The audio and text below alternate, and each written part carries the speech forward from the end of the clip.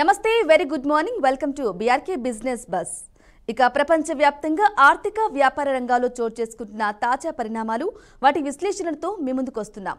ఈ మధ్య మార్కెట్లు ఒక్కసారిగా జంప్ అయ్యాయి. వార్తలతో కదిలే మార్కెట్లు ఇప్పుడు జియోపాలిటికల్ పరిణామాలు, కాల్ఫైర్ ఒప్పందాల, అంతర్జాతీయ వడ్డీ రేట్ల మార్పుల వల్ల ఊపందుకుంటున్నాయి. అయినా కూడా ఈ ఊపిరి లేని ర్యాలీ వెనుక ఉన్న అసలు కారణాలేంటి? అమెరికా ఆర్థిక విధానాలు, మిడ్ ఈస్ట్ సీజ్ఫైర్, జపాన్ నుంచి వస్తున్న బాస్మతి రైస్ డిమాండ్స్, ఎఫ్ఐఐలు తిరిగి మన మార్కెట్ వైపు చూస్తుండడం, ఇక ఇవన్నీ కలిసి మన మార్కెట్ ర్యాలీకి పునాది వేస్తున్నాయా, లేక ఇది తాత్కాలికంగా రావచ్చా అనే ఒక సెంటిమెంట్ ర్యాలీనా? ఇక బుల్స్ రన్ కొనసాగుతుందా లేక ఇక్కడే ఆగిపోతుందా? చిన్న ఇన్వెస్టర్లు ఏ రంగాల మీద దృష్టి పెట్టాలి? ఈ ప్రశ్నలకు లోతైన విశ్లేషణ అందించడానికి మనతో పాటు ఉన్నారు senior stock market analyst Mallempati Prabhu గారు ఉన్నారు. వారితో లైవ్ లో మాట్లాడదాం. సార్ నమస్కారం sir, good morning, welcome to business bus. Thank you for calling. Yes Prabhu గారు చెప్పండి, ఇక నిన్న దేశీయ మార్కెట్ ఎలా ఉందంటారు? నిన్నటి మార్కెట్ చూస్తే మన మార్కెట్ కొంచెం ఇదిగానే ఉంది. సో అంటే న్యూస్ వార్ ఇదైపోయింది కాబట్టి కొంచెం పాజిటివ్ న్యూస్ అనుకోవచ్చు ఒక రకంగా. ఎందుకంటే గ్లోబల్ మార్కెట్ చూస్తే కొంచెం సైడ్ వేస్ ఉంది, యుఎస్ సైడ్ వేస్. ఆల్రెడీ మనం పెరిగిన దానికంటే వాళ్ళు ఎక్కువ పెరిగారు. సో అంటే లాస్ట్ 6 months చూసుకుంటే ఆల్ టైమ్ హై కాదు, ఇప్పుడు ఆల్ టైమ్ హైలో ఉన్నారు వాళ్ళు. సో డెఫినెట్ గా ట్రంప్ లాస్ట్ టైం వచ్చినప్పుడు మార్కెట్ పెరిగింది. ఈసారి వచ్చినప్పుడు అంత కొత్త ఇప్పుడు టరిఫ్ ట్రమర్స్ కానీ, వార్స్ కానీ, 5% ట్యాక్స్ మన రెమిటెన్స్ వాటి మీద కానీ, అంటే సో మెనీ చేంజెస్. ఆయన ఏమేమి చేయకూడదు మొత్తం అన్ని రకాలుగా మనల్ని ఏ రకంగా ఇబ్బంది పెట్టకూడదు అనుకున్నామో అన్ని రకాలుగా ఇబ్బంది పెడుతున్నాడు ఆయన. సో అంటే మనల్నే కాదు, టోటల్ వరల్డ్ మొత్తం కూడా, అన్ని కంట్రీస్ కూడా, ప్రతి కంట్రీ నా మాట వినాలన్నట్టు చేస్తున్నాడు. బట్ అది అంత స్ట్రాంగ్ గా ఏం లేదు. ఆయన చేసేవన్నీ ఎగ్జిక్యూటివ్ ఆర్డర్సే, ఇట్స్ నాట్ ఎ స్టాట్యూట్. వాళ్ళ స్టాట్యూట్ కావాలంటే హౌస్ ఆఫ్ రిప్రజెంటేటివ్స్ లో సెనేట్ బిల్లు పాస్ అయితేనే అది పాస్ అయినట్టు లెక్క. అందుకే కోర్టు మొట్టికాయలు కొడుతుంది. సో అది మనం పెద్ద భయపడాల్సిన పని లేదు. మన ట్రేడర్స్ మనం అనుకునేది ఏంటంటే ఆ అవకాశాన్ని, ఆ రీట్రేస్మెంట్ ని సద్వినియోగం చేసుకోవచ్చు అనేది ఎక్స్పెక్టేషన్. జనరల్ గా మనం మొన్న 21,750కి వెళ్ళి మళ్ళీ పైకి వచ్చాం. నిన్న బాగానే ఉంది. 22 అంటే ఫస్ట్ టైం 25,200 అబోవ్ క్లోజ్ అయిందండి. 3 times, that third time. 2 times above try చేసింది అబోవ్ క్లోజ్ అవుదామని. బట్ నిన్న మటుకు 25,200 అబోవ్ క్లోజ్ అయింది. It's a positive sign for the market. ఎందుకంటే ఇక్కడ నుంచి 25,200 దాటిందంటే కొంచెం స్పీడప్ అయ్యే ఛాన్సులు ఉంటాయి, ప్రొవైడెడ్ ఇక్కడ మనకి ట్రిగర్స్ ఏం లేవు, మనకి ఎకనామిక్ డేటా ఏం లేదు. ఓన్లీ మనం నెక్స్ట్ ట్రిగర్ ఏంటంటే results, corporate results. First quarter Q1 అయిపోద్ది, ఈ జూన్ కి అయిపోతుంది కాబట్టి జూలై 15th కి క్వార్టర్ రిజల్ట్స్ స్టార్ట్ అవుతాయి. సో అడ్వాన్స్ ట్యాక్స్ బాగానే కట్టారు కాబట్టి రిజల్ట్స్ బాగానే ఉండొచ్చు. Q4 కూడా లాస్ట్ చూసాం, Q3 కంటే Q4 బాగుంది. సో ఇప్పుడు కూడా దాని ఎఫెక్ట్ దీని మీద పడచ్చు. ప్లస్ ఇంట్రెస్ట్ రేట్ తగ్గించారు. 2.5 lakh crores మార్కెట్ లో ఆర్బీఐ ద్వారా లిక్విడిటీ పంప్ అయింది. సో ఇవన్నీ ఉంటాయి కాబట్టి పాజిటివ్ న్యూస్. ఇన్ఫ్లేషన్ కంట్రోల్లో ఉంది. సో డెఫినెట్ గా అది పాజిటివ్ సైన్ అనుకోవచ్చు. అంటే మనం హై ఎప్పుడండి, లాస్ట్ ఇయర్ September 26,277. అక్కడి నుంచి మనం డౌన్ అవుతూనే ఉన్నాం. ఎక్కడ దాకా వచ్చాం? 21,750. Uh 4,000 points we are in a point of recovery now. So ఆ దగ్గరలో మనకు 4% దగ్గరలో ఉన్నాం ఆల్ టైమ్ హై. అతి తొందరలో మేబీ ఈ సిరీస్ ఎక్స్పెక్ట్ చేసాం, కానీ మళ్ళీ మధ్యలో ఈ కొత్తది ఇరాన్ ఇజ్రాయెల్ వార్ వచ్చింది కాబట్టి కొంచెం రిట్రేస్మెంట్ అయింది. కొంచెం మళ్ళీ సపోర్ట్ తీసుకొని మళ్ళీ పైకి వచ్చింది 21,750 దగ్గర. సో నెక్స్ట్ ఏంటి అంటే డెఫినెట్ గా నెక్స్ట్ సిరీస్ లో ఆల్ టైమ్ హై టచ్ అవుతా అంటే వచ్చే అవకాశాలు ఉన్నాయి, ప్రొవైడెడ్ మళ్ళీ ట్రంప్ కొత్త డాన్స్లు ఏమి ఉండకూడదు. ఆయన మళ్ళీ కొత్త తెర మీద ఏమైనా తెస్తే మళ్ళీ పడే ఛాన్స్ ఉంటుంది. కొంచెం రిట్రేస్మెంట్ అయ్యింటుంది, మళ్ళీ టైం తీసుకుంటుంది, ఒక 10 రోజులు 15 రోజులు అట్లా. అంటే ఆ సిరీస్ లో రాకపోయినా నెక్స్ట్ సిరీస్ అంటే max to max July series లో రావచ్చు అనేది ఒక ఎక్స్పెక్టేషన్ ఆల్ టైమ్ హై. ఎందుకంటే అందరూ కూడా ప్రాఫిట్స్ ఉన్నాయి, అందరూ ఆల్ టైమ్ హై టచ్ అయినప్పుడు ఇది హంబుల్ రిక్వెస్ట్ ఇన్వెస్టర్స్ అందరికి, అక్కడ కొంచెం ప్రాఫిట్ బుక్ చేసుకొని మీకు ఇష్టం ఉంటే ఓకే, లేదంటే ఆ స్క్రిప్ట్ మీద మమకారం ఉంది, నాకు ఇష్టం అనుకున్నప్పుడు ఒక 50% అన్న ఆ, అమ్మేసుకుంటే మళ్ళీ మార్కెట్ ఏదన్నా కిందకు వచ్చినప్పుడు మనం మళ్ళీ మంచి రేట్లో కొనుక్కోవచ్చు. ఎందుకంటే డబుల్ ప్రాఫిట్స్ అవుతాయి కాబట్టి. ఇది ప్రతి ఒక్కళ్ళు చేయాలి. ఎందుకంటే లాంగ్ పెట్టిన దానికంటే మార్కెట్ రీట్రేస్మెంట్స్ లో కిందకు వచ్చినప్పుడు యావరేజ్ చేసుకోవటం కానీ అమ్మేసి పైన కింద మళ్ళీ కొనుక్కుంటే డెఫినెట్ గా జనరల్ గా వచ్చే ప్రాఫిట్స్ కంటే ఎక్కువ వస్తాయి. ఇది చేయాలి, ఎవరైనా సరే ఇది చేయాలి. ఎందుకంటే మనకి తెలుగు వాళ్ళకి ఇది ఒక భయం, మార్కెట్ పడుతుంటే భయం. మనకి అమావాస్య చూస్తే భయం, తమిళియన్స్ కి అమావాస్య చూస్తే వాళ్ళకు ఒక పండగ. అట్లనే మార్కెట్ పడినప్పుడు మనకి పండగ ఉండాలి, ఇన్వెస్టర్స్ కి, ట్రేడర్స్ కాదు, ఇన్వెస్టర్స్ కి. సో డెఫినెట్ గా అది పడినప్పుడు ఆ రీట్రేస్మెంట్ ని అందిపుచ్చుకోమంటా నేను. సో డెఫినెట్ గా భయపడాల్సిన పని లేదు. మనకి బుల్ రన్ ఇది, లాంగ్ బుల్ రన్ లో రీట్రేస్మెంట్ అనేది సర్వసాధారణం. 2%, 3% అనేది పడటం ఎక్కువ సార్లు పడుతుంది, మనం అబ్జర్వ్ చేస్తున్నాం కదా, ఎక్కువ సార్లు పడతాయి. కాబట్టి మనం ఆల్ టైమ్ హై దాటే అవకాశమే తొందరలో ఎక్కువ ఉంది. ఇంకో పాయింట్ ఏంటంటే విక్స్ నేను తగ్గింది. విక్స్ అంటే వాలటాలిటీ ఇండెక్స్, విఐఎక్స్. అదేంటే మార్కెట్ దిక్సూచిని అది చూస్తుంది, అంటే ఆప్షన్స్ బేస్ చూసుకుంటారు కానీ జనరల్ గా ట్రెండ్ తెలుస్తుంది. విక్స్ కనుక తగ్గుతుంటే మార్కెట్ లో అన్సర్టనిటీ నుంచి సర్టనిటీకి వస్తున్నట్టు లెక్క. అంటే రూట్ మ్యాప్ క్లియర్ అవుతుంది, ప్రస్తుతానికి ఏమి మనకి ఇబ్బందులు ఏం లేవు అనేది ఒక రకంగా. ఏదన్నా అన్సర్టనిటీ ఉన్నప్పుడు, ఏదైనా ఇబ్బంది ఉన్నప్పుడు విక్స్ పెరుగుతుంది, అదే ఇండికేషన్. నిన్న 5% పడింది అంటే అది బిలో 13%. బిలో 13% ఉంటే జనరల్ గా ఏంటంటే ఇంట్రాడే వాళ్ళకి షార్ట్ కొట్టకూడదు. ఈ టైంలో ఇక్కడ షార్ట్ కొట్టకూడదు. ఎక్కడ కొట్టాలి? 18 to 20 విక్స్ అయినప్పుడు ఆ రేంజ్ లో కొట్టచ్చు, కానీ ఇక్కడ షార్ట్ ధైర్యం చేయకూడదు. ఇక్కడ మనం ఏం చేయాలంటే only by options, market by on dips. ఒకవేళ బై ఛాన్స్ ఏదన్నా పడినప్పుడు ఆ అవకాశాన్ని అందిపుచ్చుకోవాలి, లేదా ఫస్ట్ 1 hour అబ్జర్వ్ చేస్తుంటే మార్కెట్ ట్రెండ్ తెలుస్తుంది. ట్రెండ్ తెలిసినప్పుడు దాన్ని బట్టి ముందుకెళ్ళచ్చు. ఇది చేయాల్సింది ఎవరైనా సరే. ఎస్ ప్రభు గారు, ఫస్ట్ కాలర్ ఉన్నారు లైన్ లో, ఒకసారి మాట్లాడతాం. ఎస్ యోగేష్ గారు హైదరాబాద్ నుంచి. యోగేష్ గారు నమస్కారం అండి, good morning. Good morning sir. ఇది స్టేట్ బ్యాంక్ ఆఫ్ ఇండియా ఈ రేట్ లో కొనొచ్చా సార్? ఎస్బీఐ ఇప్పుడు Nifty all time high touch అవుతుంది అనుకుంటున్నాం. అంటే 26,277 last September all time high. ఇప్పుడు బ్యాంక్ నిఫ్టీ ఏమో ఆల్ టైమ్ హై టచ్ అయి దాటింది, ఇంకా ట్రెండ్ ఉంది. ఎందుకంటే ఇంట్రెస్ట్ రేట్ తగ్గినాయి కాబట్టి నెక్స్ట్ క్వార్టర్ కూడా, అంటే మేబీ ఆగస్టు తర్వాత కూడా అక్కడ కూడా ఆర్బీఐ మీటింగ్ లో ఇంకొక 25 బేసిస్ పాయింట్ కట్ చేయొచ్చు అనేది ఒక మార్కెట్ కొంచెం సూచిస్తోంది. అంటే ఆశ అనుకుంటుంది, ఇన్వెస్టర్స్ అందరూ కొంచెం ఇది అవుతారని. సో డెఫినెట్ గా అదొక పాజిటివ్ పాయింట్. ఇంట్రెస్ట్ లో ఆల్రెడీ మొన్న 50 బేసిస్ పాయింట్ తగ్గించారు. సిఆర్ఆర్ కూడా 100 పాయింట్స్ అంటే 1% తగ్గించారు. సో లిక్విడిటీ ఉంది కాబట్టి బ్యాంక్ నిఫ్టీ నెక్స్ట్, అంటే నిఫ్టీ గనక ఆల్ టైమ్ హై టచ్ అయితే అంటే 1:3, అంటే నిఫ్టీ కనుక ఒక పాయింట్ 100 పాయింట్స్ తీసుకుంటే బ్యాంక్ నిఫ్టీ 300 పాయింట్లు పెరుగుతుంది జనరల్ గా. So Nifty all time high తీసుకుంటే ఇక్కడ నుంచి బ్యాంక్ నిఫ్టీ 59,000 పక్కా వచ్చే ఛాన్స్ ఉంటుంది. అది మనం ఇమీడియట్ గా నేను చెప్పంగానే వస్తుందా అంటే రాదండి. అది మధ్యలో రిట్రేస్మెంట్లు ఉంటాయి, అన్ని ఉంటాయి. అవన్నీ మనం అనువుగా మనసులో పెట్టుకొని 59,000 అంటే అప్పుడు 59,000 వెళ్ళినప్పుడు state bank number 1 bank government bank లో కాబట్టి డెఫినెట్ గా మంచి రిటర్న్స్ వస్తాయి. డెఫినెట్ గా హోల్డ్ చేసుకోండి. ఇది 26,277 వస్తే అది దాదాపుగా 61 నుంచి 62 రావాలి. కనీసం 59,000 వచ్చే అవకాశాలు ఉన్నాయి. రైట్. అలాగే ఇక చూసుకున్నట్లయితే ప్రభు గారు, ఈరోజు మార్కెట్ ఏంటంటారు? ఈ రోజు అంటే ఇవాళ మంత్లీ ఎక్స్పైరీ అండి, వీక్లీ ఎక్స్పైరీ. సో వాలటాలిటీ అనేది కామన్. జనరల్ గా ఏంటంటే పొజిషన్స్ ఆప్షన్స్ ఏదైనా కొనుక్కున్నా వీక్లీ ఉంటాయి, మంత్లీ ఉంటాయి. బ్యాంక్ నిఫ్టీ అయితే మంత్లీనే ఉంటుంది. సో ఇవి ఇవాళ ఎక్స్పైరీ అంటే టోటల్ గా ఇవాళ ఉన్న పొజిషన్స్ లో ఇవాళ క్లియర్ చేసుకోవాలి. కాబట్టి ఇండెక్స్ వాలటాలిటీ ఇండెక్స్ అనేది సర్వసాధారణం. Up and down positions by ఉన్న వాళ్ళు సెల్ చేయాలి, సెల్ ఉన్న వాళ్ళు బై చేయాలి, నెక్స్ట్ మంత్ క్యారీ ఫార్వర్డ్ చేసుకోవాలి. దానివల్ల ఇది అప్ అండ్ డౌన్స్ ఉండే ఛాన్స్ ఉంటుంది. కానీ అప్ అండ్ డౌన్ ఉంటుంది, కానీ డౌన్ సైడ్ ఉండొచ్చా, పైన అప్పర్ సైడ్ ఉండొచ్చా, పాజిటివ్ సైడ్ కన్సాలిడేషన్ ఉండొచ్చా అంటే కొంచెం మనం ఫస్ట్ 1 అవర్ చూస్తే తెలిసిపోద్ది. వార్ అయితే డిస్కౌంట్ అయిపోయింది. వార్ మళ్ళీ ఆయన ఇరాన్ మళ్ళీ వచ్చే ఛాన్సులు కనపడట్లేదు. ట్రంప్ మాటలకి బెదిరిపోయి మళ్ళీ ఇది వచ్చేసినట్టే, మాటినట్టే లెక్క ఒక రకంగా. ఎందుకంటే న్యూక్లియర్ ని దాదాపుగా వాళ్ళ న్యూక్లియర్ మొత్తం ఇచ్చేసాడు ఆయన. సో మళ్ళీ యుఎస్ ని ఎదిరించి చేసే ధైర్యం ఇది ఉండదు.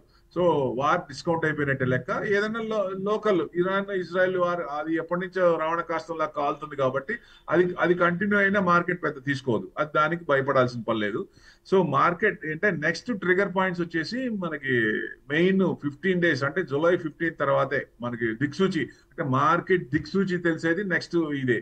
సో నెక్స్ట్ టార్గెట్ 26,000 నిఫ్టీ వస్తుందా అంటే ఈ Q1 కనుక బాగుంటే, రిజల్ట్స్ బ్రహ్మాండంగా ఉంటే డెఫినెట్ గా అతి తొందరలోనే వచ్చే అవకాశాలు ఉంటాయి. అది మనం అందిపుచ్చుకోవాలి. లేదా 56,745 కనుక బ్యాంక్ నిఫ్టీ కట్ అయితే 59,000 వచ్చే అవకాశాలు ఎక్కువ కనపడుతున్నాయి. అది ఈ ఫస్ట్ 1 అవర్ చూస్తే తెలుస్తుంది ట్రెండ్ ఏంటనేది. అంటే ఇవాళ 59,000 వస్తుందంటే ఇవాళ రాదండి, నెక్స్ట్ సిరీస్ లో చూసుకోవాలి మనం. అది బ్యాంక్ నిఫ్టీ కూడా 25,300 కట్ అయ్యి అబౌవ్ ఇవాళ మటుకు క్లోజ్ అయితే 26,000 వచ్చే అతి తొందరలో వచ్చే అవకాశాలు ఎక్కువ కనబడుతున్నాయి. అంటే అతి తొందర అనగానే టకటక రాదు. దయచేసి మనం పేషెన్స్, నాలెడ్జ్, పేషెన్స్, డిసిప్లిన్ పెట్టుకొని మార్కెట్ లో మంచి కంపెనీస్ కొనిపెట్టుకొని మనం కొంచెం వెయిట్ చేస్తే మంచి ఛాన్సులు వచ్చే అవకాశాలు ఉంటాయి. రైట్ ప్రభు గారు, మరో కాలర్ ఉన్నారు, మాట్లాడతాం. వెంకటేష్ గారు హైదరాబాద్ నుంచి. వెంకటేష్ గారు నమస్తే మేడం. ఎస్ మాట్లాడండి ప్రభు గారితో. హలో, ఎస్ మాట్లాడండి ప్రభు గారు. సార్ మా దగ్గర బాబ్యాక్ షేర్లు ఉన్నాయి, అవి మేము ఉంచుకోవచ్చా లేకపోతే తీసేయచ్చా సార్? ఈ 2-3 రోజుల నుంచి బాగా ఏ రేట్ లో కొన్నారు? ఏ రేట్ లో కొన్నారు?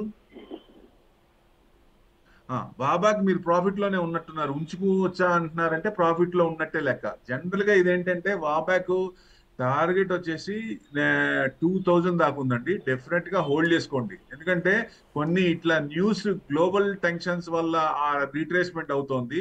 దాదాపుగా 1350 ఆ రేంజ్ నుంచి 1650, 1700 దాకా వచ్చి ఆ రేంజ్ లోనే నడుస్తుంది. ఎప్పుడైతే 1750 క్రాస్ అయిందో 2,000 వచ్చే అవకాశం ఉంటుంది. మీరు లాంగ్ టర్మ్ అనుకోని ఇన్వెస్ట్మెంట్ చేయండి. డెఫినెట్ గా 2,000 వచ్చినప్పుడు ఎగ్జిట్ కాండి. షార్ట్ టర్మ్ లో ఏదో మీకు షార్ట్ టర్మ్ లో రిట్రేస్మెంట్ అవుతుంది. మళ్ళీ న్యూస్ ఏదైనా పడుతున్నప్పుడు పైన మనకు పడుతుంది అనిపించినప్పుడు మార్కెట్ అక్కడ అమ్మేసుకొని కింద కొనుక్కోవచ్చు. ఎందుకంటే 1,600 అట్లా వెళ్ళి మళ్ళీ 1,400, 1,390కి వచ్చింది చాలా, సో మెనీ టైమ్స్ ఉంది. సో ఈ రకంగా చేస్తే ఒకటి, లేదా నాకు టైం లేదు అనుకుంటే మటుకు లాంగ్ టర్మ్ వదిలేసేయండి. మీకు 2,000 వచ్చినప్పుడు ఎగ్జిట్ అవ్వండి. ఓకే రైట్ సార్, మరొక కాలర్ ఉన్నారు, కృష్ణ గారు హైదరాబాద్ నుంచి. కృష్ణ గారు నమస్కారం. నమస్కారం అండి. ఎస్ ప్రభు గారు ఉన్నారు, మాట్లాడండి. ప్రభు గారు నమస్తే. కృష్ణ గారు చెప్పండి సార్. చెప్పండి సార్ కృష్ణ గారు. ఎస్ కృష్ణ గారు మాట్లాడొచ్చు, మీ వాయిస్ వినిపిస్తుంది. మీ క్వశ్చన్ ఏంటో మాట్లాడుకోవచ్చు. గోల్డ్ బాండ్స్ ఇన్వెస్ట్ చేయొచ్చు. గోల్డ్ బాండ్స్ లో అడగండి కొద్దిగా. హలో ఎస్ చెప్పండి. చెప్పండి. గోల్డ్ బాండ్స్ లో ఇన్వెస్ట్ చేయొచ్చా? గోల్డ్ బాండ్స్ లో ఇన్వెస్ట్ చేయొచ్చా? దయచేసి టీవీ చూస్తూ మాట్లాడదండి. గోల్డ్ బాక్స్ లో ఇన్వెస్ట్ చేయొచ్చా అని అడుగుతున్నారు, అంతేనా కృష్ణ గారు? గోల్డ్ అదే అంటే ఇప్పుడు మార్కెట్ ఈ అసెట్ క్లాస్ లో ఈక్విటీ మార్కెట్ బాగాలేనప్పుడు గోల్డ్ పెరుగుతుంది ఆల్టర్నేట్ గా. హలో వినపడుతుందండి?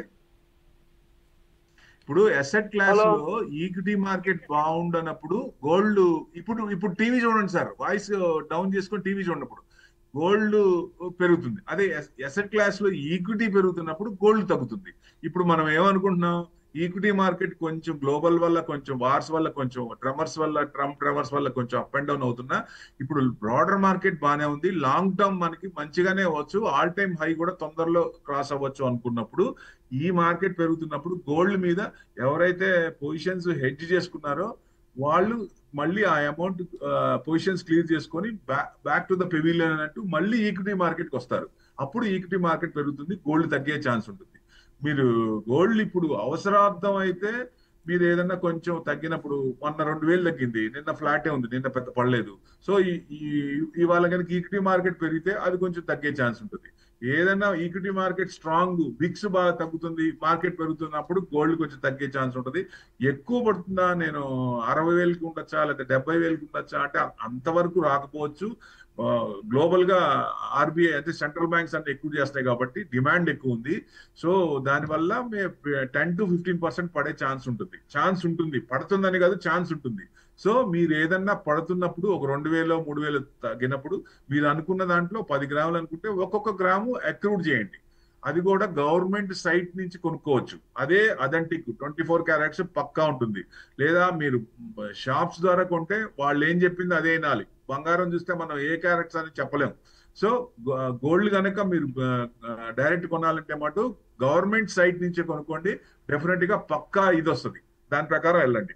అదే స్టాగర్డ్ మేనర్ లో కొనండి. రైట్. ఓకే ప్రభు గారు, ఇక అలాగే మరొక క్వశ్చన్ ఏంటంటే నిఫ్టీ మరియు బ్యాంక్ నిఫ్టీ లెవెల్స్ ఏంటంటారు? అదే మనం అనుకున్నట్టు ఇప్పుడు 26 ఎక్కడ అంటే ఒక్క నిమిషం మీరు అంటే 26,300 25,300 దాటితే నిఫ్టీ పైకి వెళ్ళే ఛాన్స్లు ఎక్కువ కనపడతాయి. ఎందుకంటే 25,300 అబోవ్ క్లోజ్ అవ్వాలి. అప్పుడు ఆల్ టైమ్ హై చిన్నగా వచ్చే అవకాశాలు ఉంటాయి. సో 56,745 కనుక బ్యాంక్ నిఫ్టీ కట్ అయితే 59,000 వరకు అనుకుంటున్నాం. అంతవరకు వచ్చే అవకాశాలు కనపడుతున్నాయి. ఎక్కువ డౌన్ సైడ్ చూస్తే 56,300 కట్ అయితే బ్యాంక్ నిఫ్టీ కొంచెం కట్ అయ్యే ఛాన్స్ ఉంటుంది. నిఫ్టీ సపోర్ట్ వచ్చేసి 25,000. ఎక్కువ సార్లు జనరల్ గా ఏమవుతుందంటే ఎక్కువ సార్లు రెసిస్టెన్స్ ని టచ్ అయ్యి కిందకు వస్తున్నప్పుడు 2 సార్లు 3 సార్లు టచ్ అయ్యి అది బ్రేక్ అవుతుంది. అట్లానే ఇప్పుడు మనకి 25,200 3 టైమ్స్ బ్రేక్ టచ్ అయ్యి కిందకు వస్తూ మళ్ళీ థర్డ్ టైం పైకి వచ్చింది.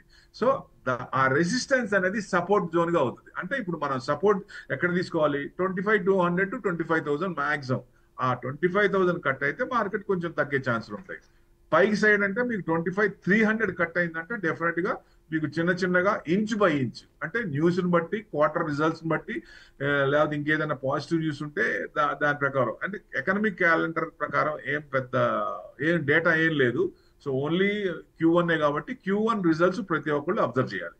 ఓకే, అంటే ఈరోజు Q1 లెవెల్స్ ఎలా ఉన్నాయంటారు? అంటే Q1 రిజల్ట్స్ క్వార్టర్ రిజల్ట్స్ అవి ఇప్పుడు రావండి. జూలై 15th నుంచి స్టార్ట్ అవుతాయి. మనకి ఒక క్వార్టర్ అయిపోయిన తర్వాత నెక్స్ట్ 15th నుంచి జనరల్ గా ఐటీ స్టాక్స్ ఇన్ఫోసిస్ దగ్గర నుంచి స్టార్ట్ అవుతాయి. ఆ కంపెనీ రిజల్ట్స్ వచ్చినప్పుడు వాటి డివిడెండ్ ప్రాఫిట్స్ అన్ని డిక్లేర్ చేస్తారు కాబట్టి అది తెలుస్తుంది. కానీ అడ్వాన్స్ ట్యాక్స్ ముందే కడతారు. మంత్ అయిపోగానే మంత్ లాస్ట్ లో కూడా కడతారు. సో అడ్వాన్స్ ట్యాక్స్ ఎక్కువే కట్టారు కాబట్టి రిజల్ట్స్ బాగుండొచ్చు అనేది ఎక్స్పెక్టేషన్. అడ్వాన్స్ ట్యాక్స్ ఎక్కువ కట్టారంటే ప్రాఫిట్స్ ఉన్నట్టనే కదండి. ప్రాఫిట్స్ ఎక్కువ ఉంటేనే కదా ట్యాక్స్ కట్టేది. సో అందాజుగా అంటే కరెక్ట్ గా కట్టరు. ముందు కొంత అమౌంట్ గవర్నమెంట్ కడతారు కాబట్టి అది ఎక్కువే ఉంది. సో దానివల్ల Q1 రిజల్ట్స్ బాగుండొచ్చు అనేది ఎక్స్పెక్టేషన్. ఓకే ప్రభు గారు, మరొక కాలర్ ఉన్నారు సంజన గారు హైదరాబాద్ నుంచి. సంజన గారు good morning. Hello. Yes good morning Sanjana గారు, మాట్లాడండి. ప్రభు గారు ఉన్నారు. సార్ నేను HAL ఈ టైంలో కొనుక్కోవచ్చా అండి? హిందుస్థాన్ ఏరోనాటిక్స్. HAL ఇదివరకు డిఫెన్స్ సెక్టర్ అంత లేదు కానీ డిఫెన్స్ సెక్టర్ ఎప్పుడైతే మన ప్రైమ్ మినిస్టర్ మోడీ గారు వచ్చారో ఎక్కువ జీడిపిలో కొంత పర్సెంటేజ్ అంటే డిఫెన్స్ లో ఎక్కువ పర్సెంటేజ్ జీడిపిలో పెట్టాలి. ఇదివరకు 1% కూడా పెట్టేవాళ్ళు కాదు. ఇప్పుడు దాదాపుగా 3 to 5% దాకా వెళ్ళారు. సో మనం ఎక్కువ అంటే ఎక్కువ డిఫెన్స్ లో మనకి యుద్ధానికి కావాల్సిన అన్ని ఏరోప్లైన్స్ కానీ యుద్ధ విమానాలు కానీ అన్ని వీళ్ళు చేస్తున్నారు. ఇంకా ఆర్డర్స్ కూడా ఎక్కువ ఉన్నాయి. డెఫినెట్ గా 4,793 ఉందండి. 1.92% డౌన్ చూపిస్తుంది.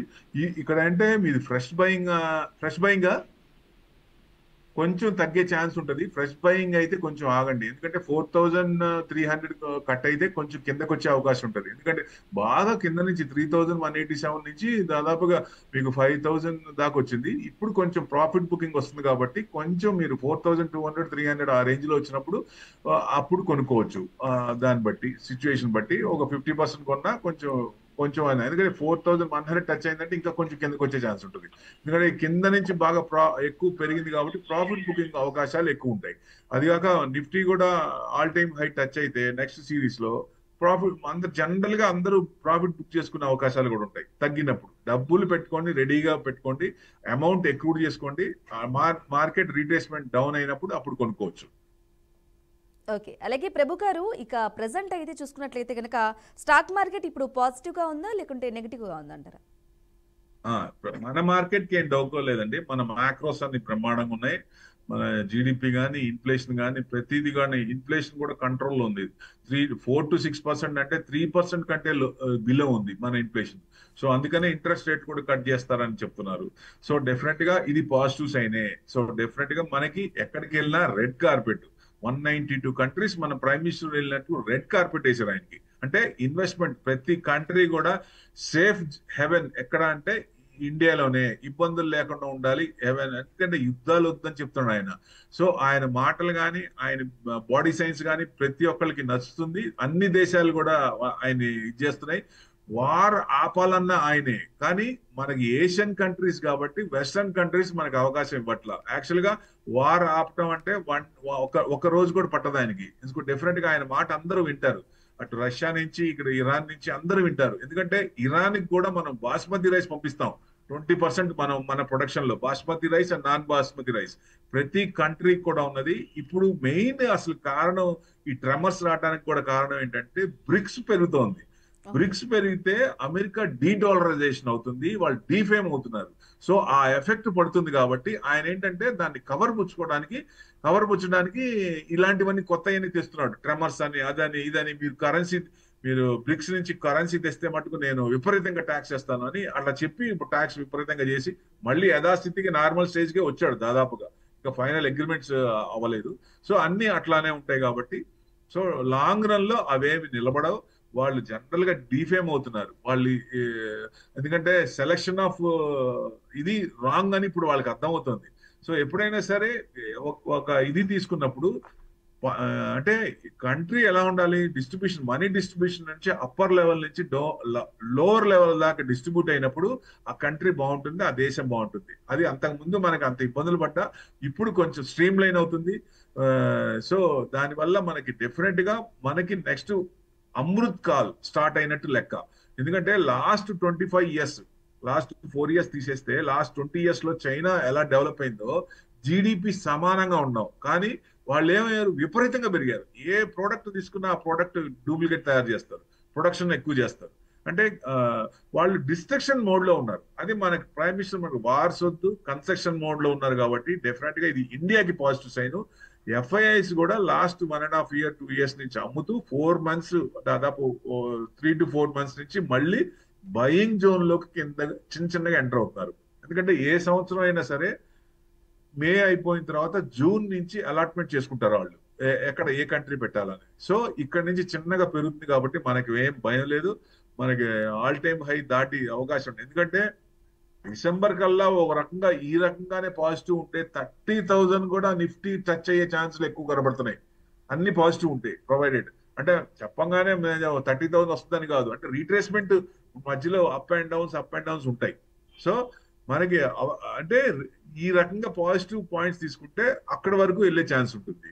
సో నెక్స్ట్ సెన్సెక్స్ కూడా ఇప్పుడు 82 ఆ రేంజ్ లో ఉంది కదా, అది నెక్స్ట్ 5 years లేదా 7 years పెట్టుకున్నా మీకు 2 lakhs వరకు వచ్చే ఛాన్స్ ఉంటుంది, 15% మినిమం వేసిన.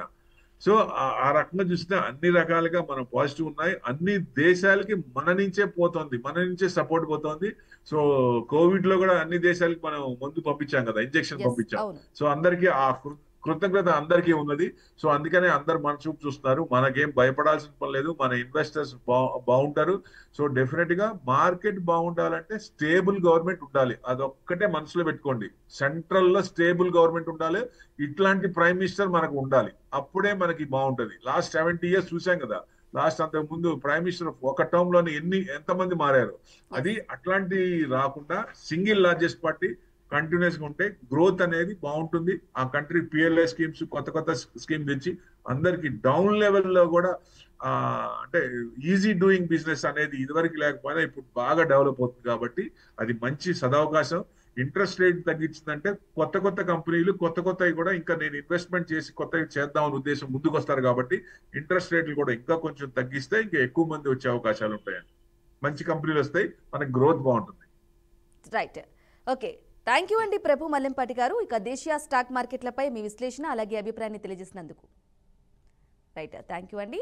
ఇక ఇది వాటి BRK business bus. Keep watching BRK news Telugu సత్తా.